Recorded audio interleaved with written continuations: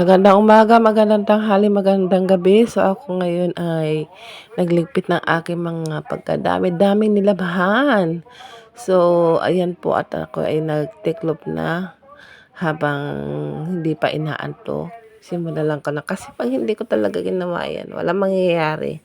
Maiipon ng aking mga tiklupin o mga gawain sa aking kwarto.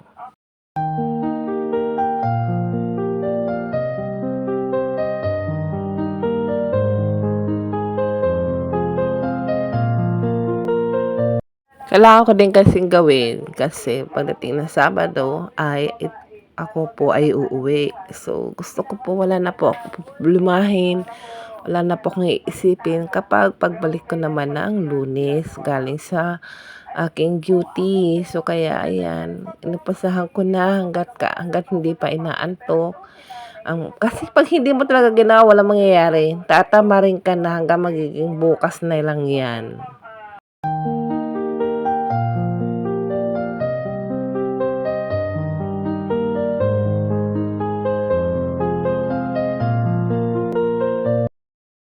Alam niyo ba, inabot pa ng ilang linggo yan bago ko tuluyan yan nalabahan.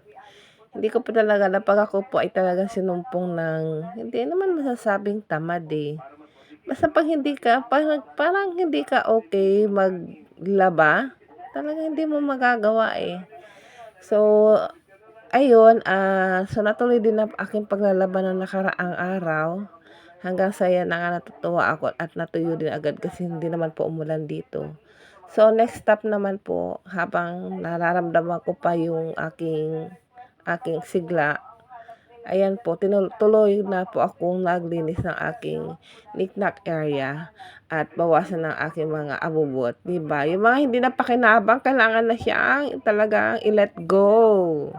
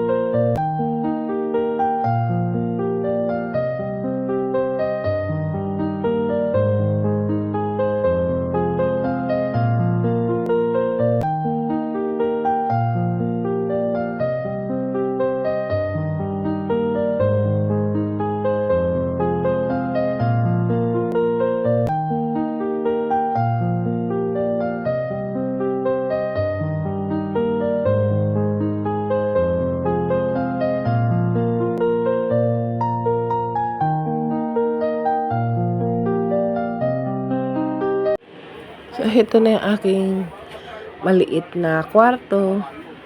Alam mo, kahit maliit siya, gusto mo siya panatilihin hangga't maaring malinis, maayos, organized. Walang lalong-lalo na po sa sahig. Madali po kasi talaga ako matalisod kapag may natatapakan po ako.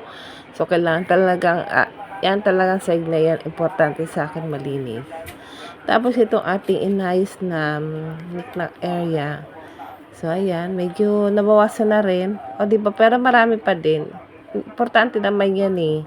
Kaya lang gusto ko talaga lang lagi siyang maayos. Kasi, di ba, knick-knack area mo yan eh. Tapos ito yung mga aking table. Yung, alam mo niyo naman, kape is life. Hindi na mawawala yan. Tapos itong aking corner yan. Aking mga ginagamit.